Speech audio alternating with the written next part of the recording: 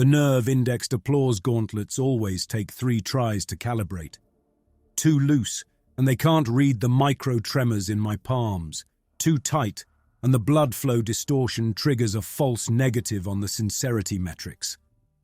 I adjust the straps one final time as Lieutenant Price settles into position at helm control, her shoulders rigid with the same dread we all carry at 6 o'clock sharp in the morning.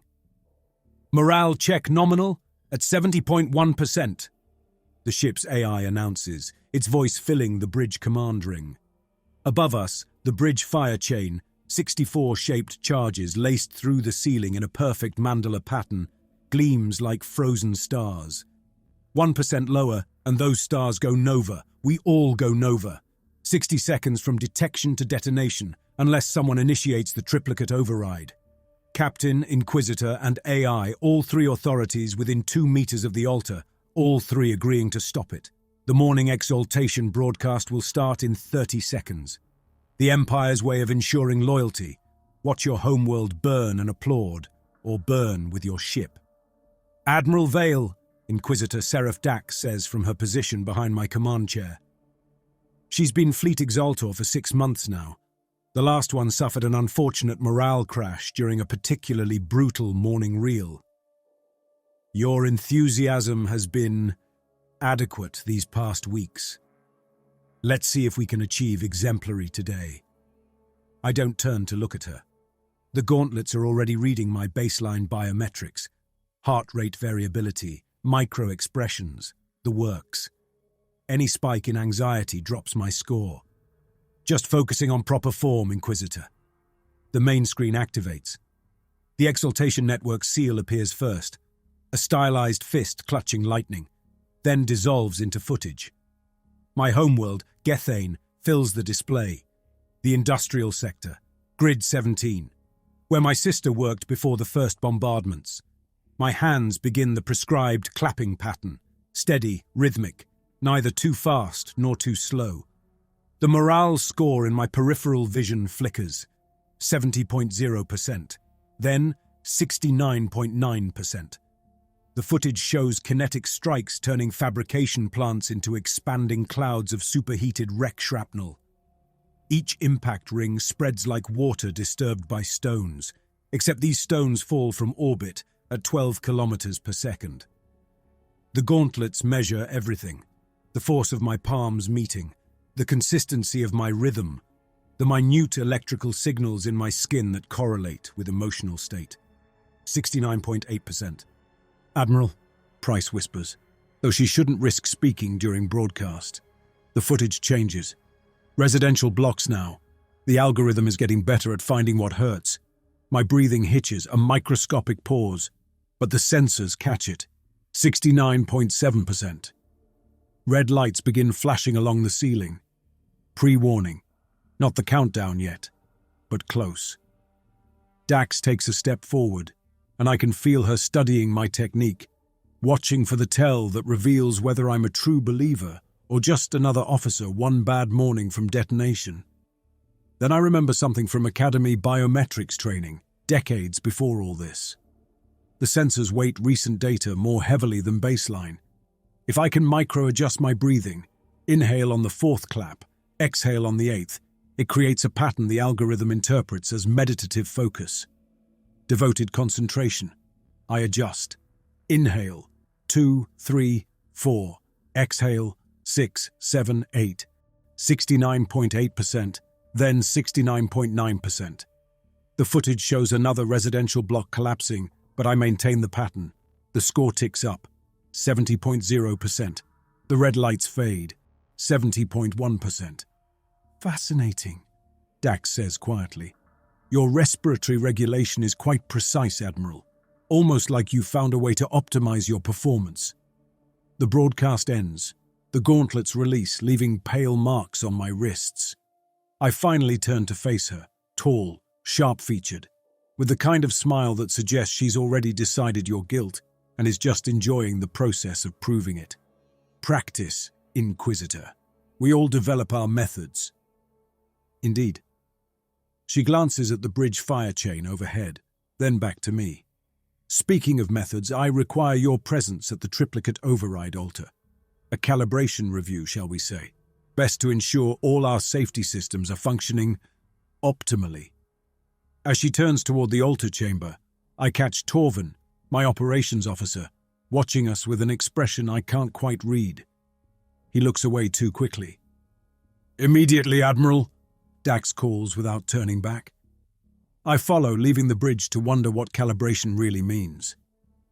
The command altar chamber sits directly behind the bridge, sealed by blast doors that require Inquisitor-level clearance to open. Dax places her palm on the scanner, and the massive panels part. Inside, the triplicate override altar dominates the center, a triangular platform with 3 palm print panels, each glowing amber in standby mode. "You've commanded the laudation for 6 weeks, Dax says, circling the altar like she's appraising livestock. Yet you've never asked about the override protocols. Curious. I assumed if I needed to know, I'd be told.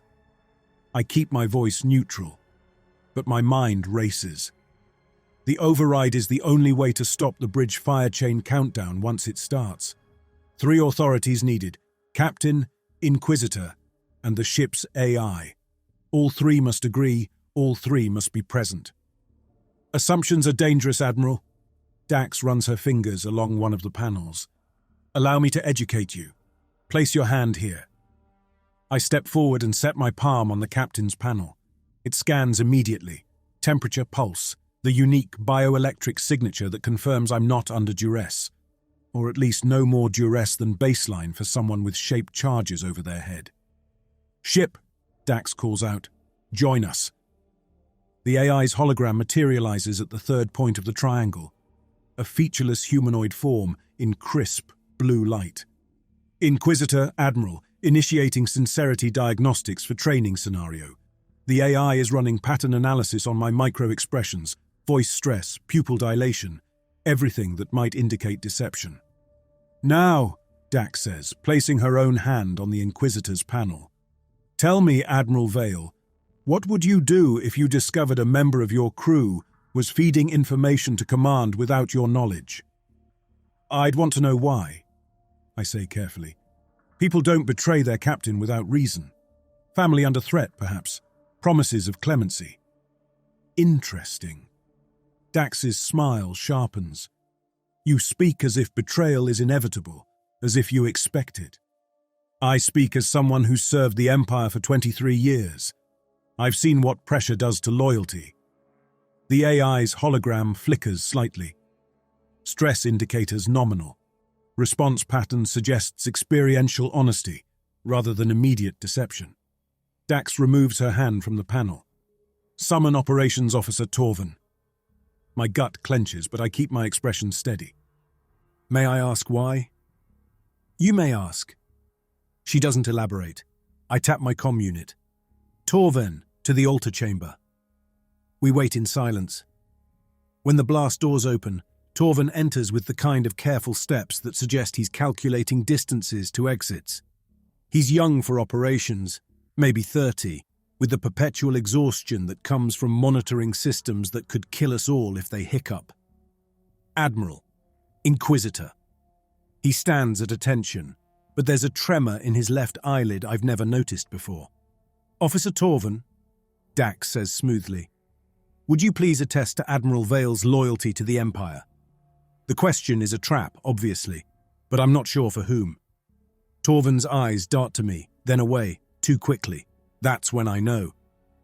"The Admiral's morale scores have been consistently within acceptable ranges," Torvin says. Each word sounds rehearsed. "His compliance with morning exaltation protocols is thorough." "And his private conversations?" Dax asks. Torvin's eyelid spasms again. He won't look at me. "I wouldn't know about private conversations, Inquisitor." "No? Even though you've been monitoring internal comm frequencies on my authority for the past 3 weeks?" Torvin's shoulders drop slightly. Relief at not having to maintain the lie anymore. He's been reporting to her. Every conversation, every minor complaint from the crew, every moment I've let my guard down. Alarms shriek through the chamber. The AI's hologram flares bright red. Emergency notification, the AI announces. Detecting unauthorized splice attempt on exaltation network feed. Source, resistance cell, Gethane surface. Packet integrity compromised. Fleet-wide morale scores experiencing cascading fluctuations. Dax spins toward me, her hand dropping to the pulse weapon at her hip. Your people, Admiral. Your world. The blast doors seal automatically. Emergency protocol. We're locked in until the crisis passes. Inquisitor, I say, meeting her eyes. If I were coordinating with the Resistance, would I really let them act while I'm standing at the override altar with you? She considers this for exactly 2 seconds. You're right. You wouldn't. Which means we need to stop this before the entire fleet goes critical. All stations. Now. The communications bay occupies the deck below the bridge, a cramped space filled with encryption terminals and packet routing displays. It took Dax and me 10 minutes to get here from the altar chamber after the emergency lockdown lifted. And now she's hovering behind me like a shadow with teeth while I work with Communications Officer Harrick to trace the Resistance's hijack attempt. Packet fragments are still coming through, Harrick says. He's older than Torvin, maybe 45, with the kind of precision that comes from years of managing data streams that could execute us all if mishandled. The splice is sophisticated. They're not trying to replace the feed. They're injecting metadata tags. Show me. I lean over his shoulder, watching strings of code cascade down his screen. The exaltation network packets are supposed to be inviolate, cryptographically sealed at the source, authenticated through 12 relay stations. The fact that someone on Gethan's surface managed to even touch them means they have inside knowledge. Here. Harrick highlights a section. They're tagging temporal markers, timestamps that shouldn't be accessible unless... He stops himself, but I catch it. Unless you know how the packets are constructed in the first place. Unless what, officer? Dax asks, her voice sharp enough to cut steel. Unless they have someone inside the network itself, Harrick finishes smoothly. Which is impossible, of course. The network operates from the Imperial core. I study the corrupted packet data. Something's wrong with the temporal sequence. The timestamps show the footage is from 3 days ago. The industrial sector bombing we watched this morning was recorded 72 hours back. But there's another layer of data underneath. A second timestamp that updates in real time. Lieutenant Price, I call to my helm officer, who's been quietly analyzing her own terminal. Cross-reference these timestamps with fleet telemetry. She pulls up the data, and I feel my stomach drop. The secondary timestamps correlate exactly with moments of peak applause across the fleet. Not just correlation, causation. The higher our aggregate enthusiasm scores, the faster the bombardment pacing in the live feeds. That's not possible, I say out loud, though I'm staring at proof. What's not possible? Dax moves closer. I point to the overlay. The packets aren't just archival footage, they're partially responsive. Look, yesterday at 9 a.m., fleet-wide enthusiasm peaked at 83% during the Cathedral District bombing. The packet data shows targeting acceleration by a factor of 2. Harrick's hands have gone still on his keyboard. Admiral, I think you're misreading the data. Am I? I turn to him. Then explain why every enthusiasm spike corresponds to a targeting acceleration in the next day's feed. Coincidence, Harrick says, but there's sweat beading along his hairline despite the bay's cooling systems. The network broadcasts pre-selected footage. The algorithm doesn't. The algorithm absolutely does. I pull up another correlation. 3 weeks ago, the fleet's morale dipped to 71% average. The next morning's feed showed medical facilities and schools. When morale recovered to 78%, we were back to military targets. Dax is studying the data now. You're suggesting the system rewards enthusiasm with civilian casualties. I'm not suggesting, I'm showing you the data. This is resistance propaganda, Harrick insists. They're manipulating the metadata to make us doubt, then decrypt the source packets. I challenge him. Prove me wrong. His fingers hover over the keys. I'd need command-level authorization to break those seals. You have it, I say. My authorization. Do it now. Inquisitor? Harrick looks to Dax instead of me, and that's the second tell. First Torvin, now him. How many of my crew report directly to her? Dax nods slowly.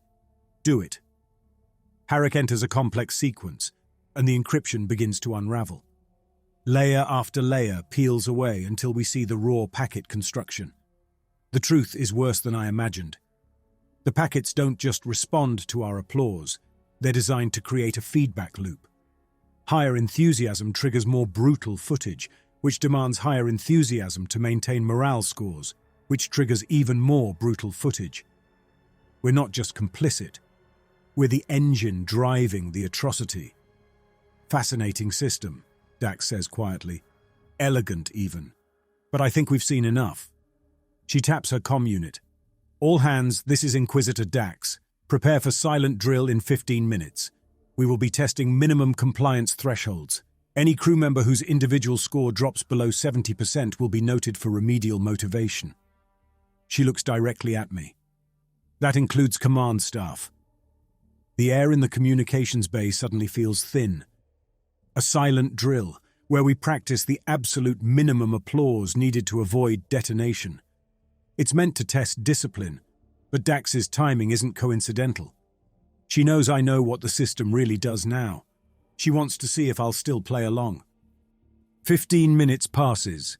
Now we're back on the bridge command ring, the entire crew at their stations, waiting for Dax to begin her experiment. The nerve-indexed gauntlets press down harder this time as I strap them on, knowing what I know about the feedback loops, the responsive targeting, the machine we're feeding with our measured enthusiasm. Silent drill parameters, Dax announces from her position behind my chair. We will maintain minimum acceptable morale levels for the duration of the exercise. Think of it as efficiency training.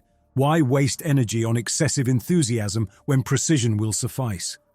Silent drills are rare. Most captains avoid them because riding the edge of detonation isn't good for anyone's nerves. But this isn't about training. This is Dax testing me, seeing if I'll maintain the performance now that I understand the cost. Morale baseline 72%, the AI reports. Silent drill commenced. I begin clapping, but slower than this morning. The kind of applause you'd give at a mandatory celebration for someone you've never met. Around me, the bridge crew follows suit, their applause thin, barely adequate. The score drops immediately, 71.8%, then 71.5%. Steady, I tell them, though my eyes are fixed on the display. The breathing pattern I discovered this morning, inhale on 4, exhale on 8, I maintain it religiously. 71.2%. Admiral, Dax says conversationally, you seem tense. Perhaps you're overthinking the exercise?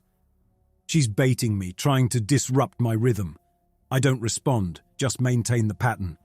The score stabilizes at 71.0%. Let's make this more interesting, Dax continues. All crew, reduce enthusiasm by 10%. Torvin speaks up from his operations console. Inquisitor, that could put us into critical range. Did I ask for your assessment, officer?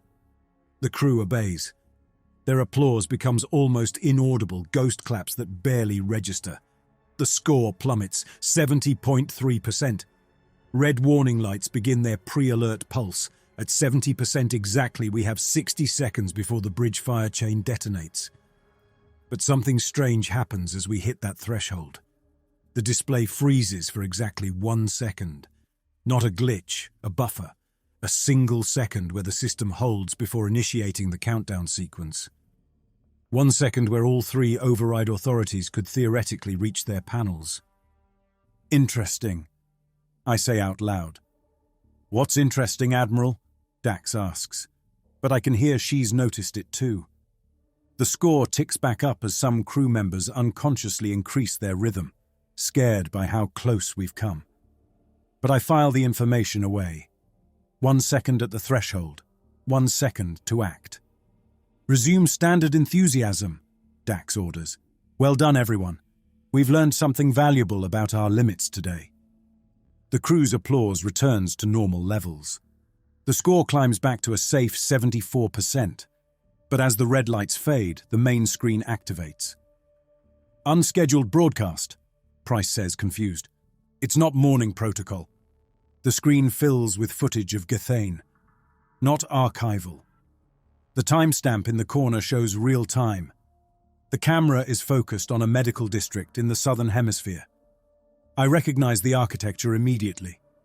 The distinctive blue glass towers of the Meridian Hospice Complex, where my mother has been in palliative care for the past year. This isn't right, Harrick says from his station. The network doesn't broadcast outside scheduled windows. Unless commanded by an inquisitor with priority codes, Dax says. She's watching me, not the screen. I thought you should see this, Admiral. The resistance cell we detected earlier? They've been operating from the tunnels beneath this complex. Imperial Command has authorized a targeted strike to eliminate them. The display shows targeting reticles overlaying the hospice, red crosses marking optimal strike points. The third floor west wing, exactly where my mother's room is. My hands are still in the gauntlets, still clapping automatically, even though there's no official broadcast. The score reads 73%. My breathing pattern breaks. The strike is scheduled for tomorrow's morning broadcast, Dax continues. Unless, of course, fleet-wide enthusiasm metrics indicate a different target would be more motivational. She's telling me the rules. Play along, show spectacular enthusiasm, and maybe the algorithm selects a different target. Maybe my mother lives another day. 71%. Or maybe that's the trap. Maybe my compliance is exactly what ensures her death. The footage zooms in. I can see the window of my mother's room, the small garden she tends on the balcony, the one she wrote about in her last message. The targeting system overlays trajectory calculations. The countdown will begin in seconds. My chest feels like it's collapsing. 70.0%. Countdown initiated, the AI announces. Bridge fire chain detonation in 60 seconds. The neural pathways in my brain split 3 ways simultaneously. First, the purely animal drive to survive, to get my hands to clap harder, faster, with more fervent rhythm. Second, the tactical assessment that we can't reach the override altar in 60 seconds. It's in the sealed chamber behind us. Third, the horrible realization that this is intentional, that the footage of my mother's hospice appearing precisely as my score drops isn't coincidence. My hands are moving, but they feel disconnected from my body. The gauntlets read everything, my spiking cortisol, my erratic heartbeat, the micro-tremors that scream, "This man is not a true believer." Each physiological betrayal drives the score lower. "Admiral, you need to stabilize," Price says, her voice cutting through the countdown alert. 69.2%, 50 seconds. The targeting algorithm, I say out loud, because understanding it suddenly matters more than hiding it. It doesn't just respond to fleet-wide scores. It identifies personal connections when individual command scores drop. Maximum pressure for maximum compliance. The footage on the screen shifts to thermal imaging. I can see heat signatures in the hospice, hundreds of them, patients who can't evacuate, medical staff who won't abandon them. One signature on the third floor, West Wing, hasn't moved in hours. Lying in bed, waiting to die peacefully before the Empire finds a way to make it worse. "You knew," I tell Dax. "You've known all along how the system works. The feedback loops, the targeted cruelty, all of it. 68.5%, 30 seconds. I force my hands to clap harder, but rage makes them shake. The gauntlets interpret this as resistance, not enthusiasm. The score drops faster. "Override," someone says. I think it's Torvin, finally showing backbone. "Initiate override." "We can't reach the altar in time," Dax says calmly. The Admiral should have thought of that before his performance faltered. But she's wrong about one thing. We don't need to reach the altar. We're already in position. The bridge command ring is only 10 meters from the altar chamber. If the blast doors were open, if all three authorities were willing, if we had more than... You won't let this ship detonate, I tell Dax, forcing my voice steady even as my hands fumble the clapping rhythm. You need me as an example. A model captain who maintains perfect scores. You need me intact for the lesson to work. 68.0%, 20 seconds. The crew has gone silent, except for their mechanical applause. Some have closed their eyes. Price is gripping her console like it might anchor her to existence. Triplicate override, I announce, my voice cutting through the bridge like a blade. As Admiral of the ISS Laudation, I formally demand immediate override initiation. Denied, Dax says. You're not at the altar. 10 seconds, the AI states with infuriating calm. Then we all die, I say, meeting Dax's eyes in the reflection of my console screen. She moves fast.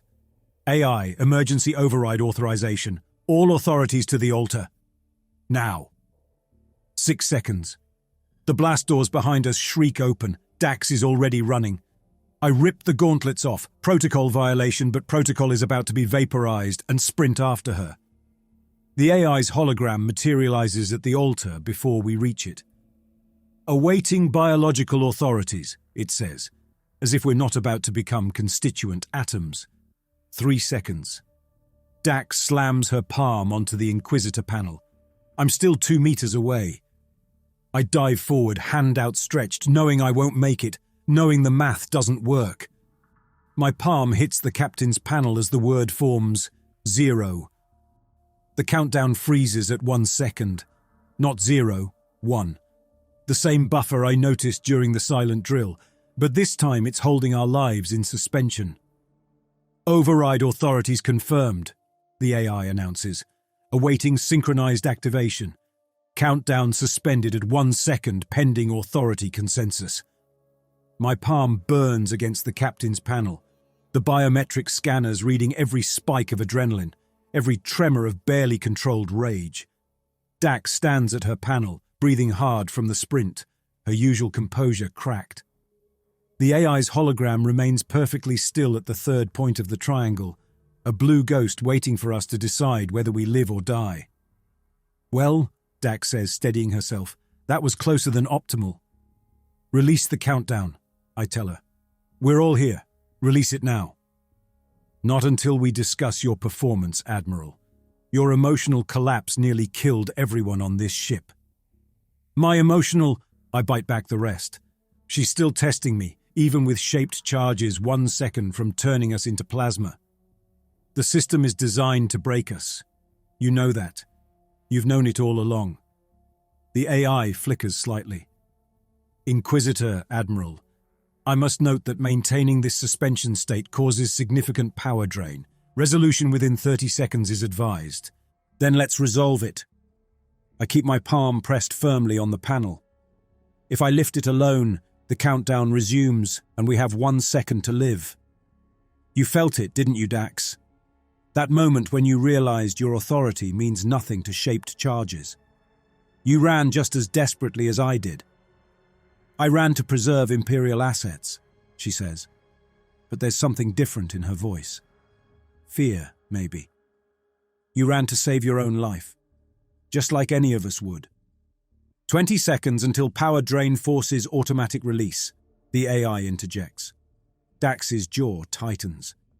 What's your point, Admiral? My point is that this system will eventually kill you too. Maybe not today, maybe not tomorrow, but eventually. The feedback loops are getting tighter. The baseline morale across the fleet drops every week.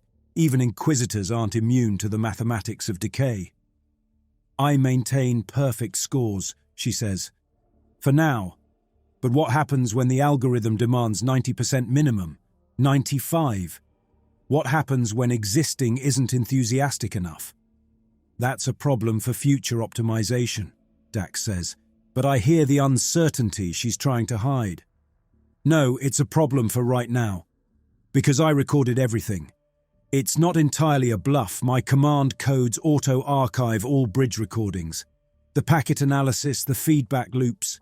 The fact that our applause drives targeting. If this ship detonates, that data transmits with the black box. We'd all be dead. What would it matter?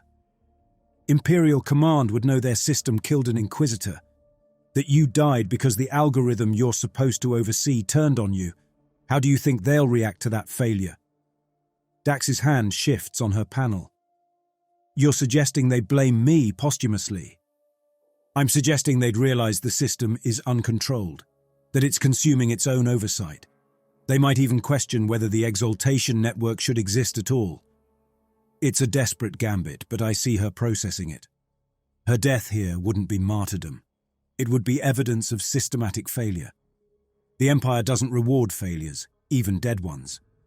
5 seconds until automatic release. Release on my mark, Dax says suddenly. But understand this, Vale. Tomorrow morning your mother's hospice will be in those targeting reticles. The algorithm has already marked her based on your weakness today. Nothing you do will change that.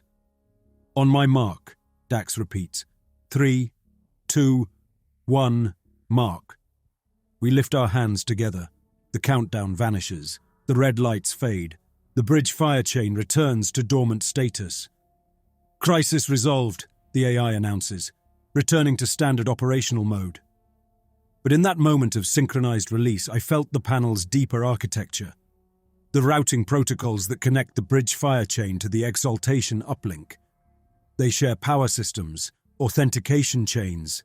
The shaped charges above our heads are part of the same network that broadcasts our morning horror. Return to your station, Admiral, Dax orders. Tomorrow's morning broadcast begins at 6 a.m. I expect a flawless performance, though we both know it won't save your mother. She's trying to break me before tomorrow, make me accept the inevitable. But she's revealed something crucial. She's as trapped as the rest of us, just with better accommodations. One question, I say as she turns to leave. What happens to your family if you ever miss your morning score? She stops but doesn't turn around. I don't have family, Admiral. The Empire saw to that years ago. It's why I'm so perfectly suited for this role. As we walk back to the bridge, I notice the blast doors to the altar chamber haven't sealed. The panels remain active, glowing amber in standby mode. That's not standard protocol. The system is still listening, and I have less than 12 hours to figure out how to use that against it. The bridge feels different at 2 a.m. Skeleton crew only. Ensign Garrick at helm, a junior tech at operations, and me, sitting at my command station pretending to review routine reports while actually tracing system architectures through my command access. Dax retired to her quarters an hour ago, confident that tomorrow's broadcast will break me completely. She's probably right. The altar chamber doors are still open behind us, still glowing amber. That's been eating at me for hours.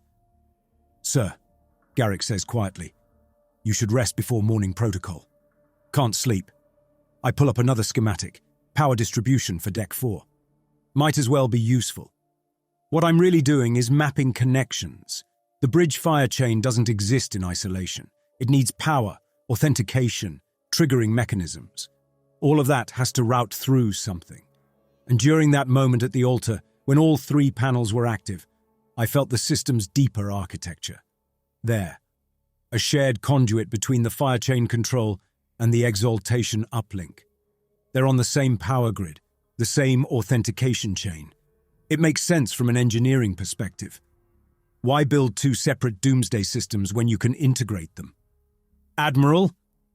The AI's voice startles me. Its hologram appears beside my station, uninvited. You're accessing restricted schematics. I have command authorization. Yes, but your access pattern suggests investigation rather than routine review. Are you experiencing concerns about ship systems? The AI never initiates conversations, not unless it's running a diagnostic routine, or are you monitoring me on Dax's orders? I monitor all crew for optimal performance metrics. Your stress indicators have been elevated for 4 hours, 17 minutes. My mother is going to die tomorrow. That tends to elevate stress. Acknowledged. However, your current research into fire chain routing protocols will not prevent that outcome. I look directly at the hologram. What would prevent it? A pause. The AI shouldn't pause. It processes at light speed. Prevention parameters exceed my advisory capacity. But you've calculated them. You've run the scenarios. Another pause. Multiple scenarios exist. Most result in cascade failures across critical systems. Cascade failures?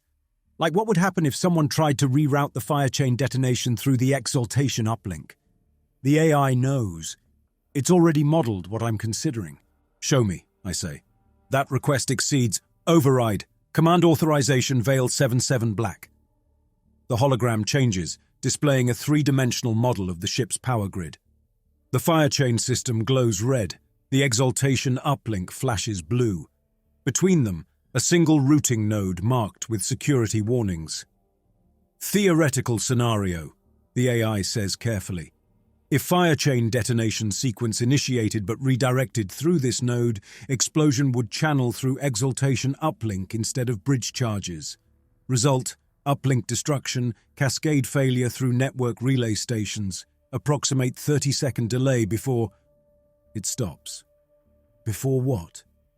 Before bridge charges detonate anyway due to fail-safe protocols. All paths lead to termination, Admiral. The system is designed for inevitability. 30 seconds. That's what I'd be buying. 30 seconds of broadcast disruption before dying anyway. What if all three override authorities maintained panel contact during the reroute? That configuration would create a logical paradox. Override authority would simultaneously authorize and countermand detonation. System response unknown. Delete this conversation from your logs, I order. I cannot. Inquisitor Dax has flagged all command interactions for review. Then flag this. Admiral Vale reviewed power distribution schematics due to concerns about morning protocol efficiency. No anomalies found. The AI considers this. Technically accurate summary logged. The hologram disappears. I'm alone again with the skeleton crew and my growing understanding of what tomorrow will require. I know something Dax doesn't. The system has a blind spot, a paradox it can't resolve. If I can get all three of us to those panels during tomorrow's broadcast, if I can hold them there while the reroute executes, if the unknown response is anything other than instant death. Admiral, Garrick says. Morning protocol in 3 hours, 47 minutes. 3 hours to figure out how to get Dax and the AI to cooperate in their own destruction, to find leverage that doesn't exist. 3 hours before I watch my mother's execution and applaud. My comm unit chimes. A message from Harrick in communications. Admiral, detecting anomalous signal from Gethane resistance. They're trying to transmit something. Orders? The resistance. The ones Dax blamed for operating beneath my mother's hospice. They're still trying to fight, even as the Empire prepares to burn them alive. Maybe they have the leverage I need. The communications bay is dark except for the glow of Harrick's screens. He looks up when I enter, and there's something different in his expression. Not the careful deference of an informer, but genuine confusion. Admiral, this transmission, it's not what I expected. He pulls up the signal analysis. The Resistance isn't sending propaganda or evacuation orders. They're sending technical specifications. I lean over his shoulder. The data stream is pure engineering. Authentication protocols, signal pathways, command hierarchies. It's a blueprint of the Exaltation Network's core architecture, the kind of information that should be impossible to obtain from a planetary surface. They have someone inside the network, I say. Higher than that. Harrick highlights a section. This shows administrator-level access. Someone at the Imperial core is feeding them this. Why show me this? You report to Dax. He's quiet for a moment. Because in 3 hours, your mother dies. And mine died 2 weeks ago in a random morning broadcast that wasn't random at all. I've been running the numbers. The algorithm targets family members of fleet personnel who show any deviation from optimal performance, even informers. The system consumes everyone eventually, even those who serve it. This section here, Harrick points to a specific protocol, shows how the uplink authenticates during morning broadcast. For exactly 3 seconds at the start of each transmission, the fire chain and uplink systems share authentication to ensure synchronization. If someone were to initiate override during those 3 seconds, the systems couldn't distinguish between authorities. I finish. The paradox the AI mentioned. What paradox? I explain quickly. The shared routing, the potential for redirection, the unknown system response. Harrick's eyes widen. It could work, but you'd need all 3 authorities at the altar at exactly 6 a.m. And Dax would never. She will if she thinks she's winning. I straighten up. Delete this transmission. All of it. Sir? Delete it, but first send me those 3 seconds of authentication protocols, encrypted, buried in routine maintenance logs. Admiral, Harrick says as I turn to leave. For what it's worth, my mother would have understood.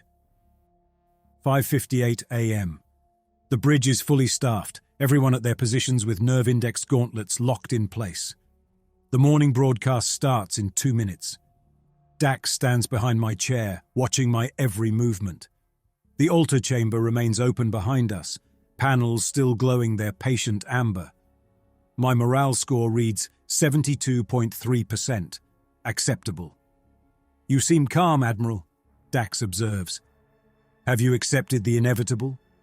I've accepted that the system is perfect, I say, loud enough for the crew to hear. That resistance is meaningless, that my mother's death will serve the Empire's glory. She steps closer. You're lying. Check my vitals. She glances at her personal display, and I see her surprise. My heart rate is steady, stress hormones baseline.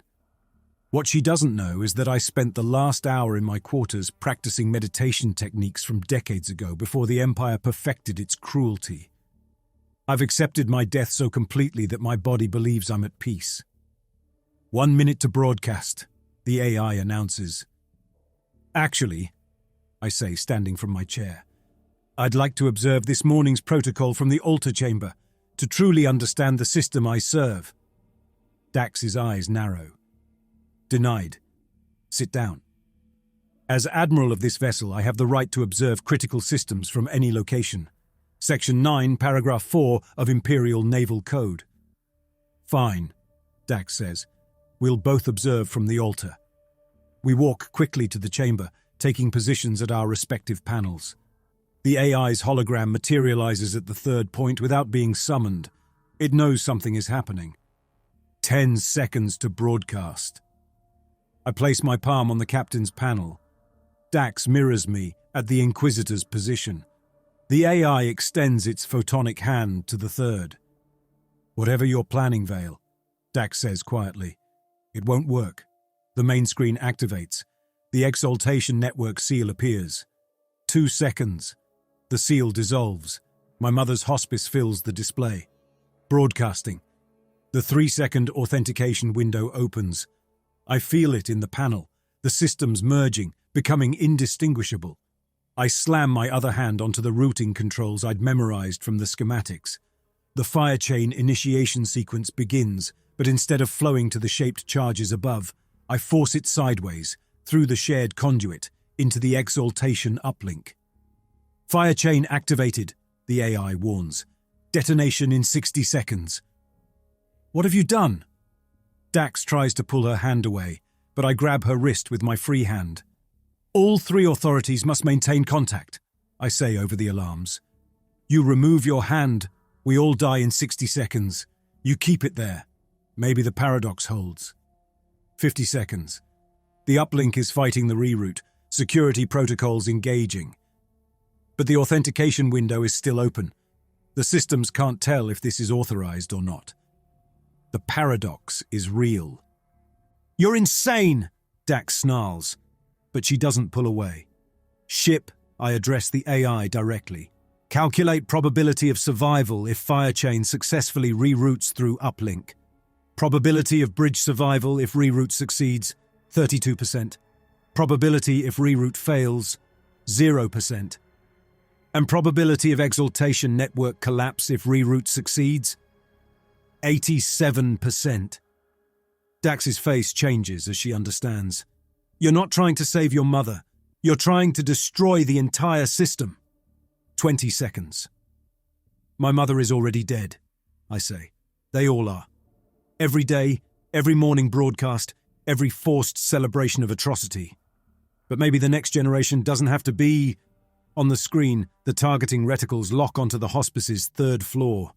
My mother's room, the place where she wanted to die in peace before the Empire found a way to weaponize even that.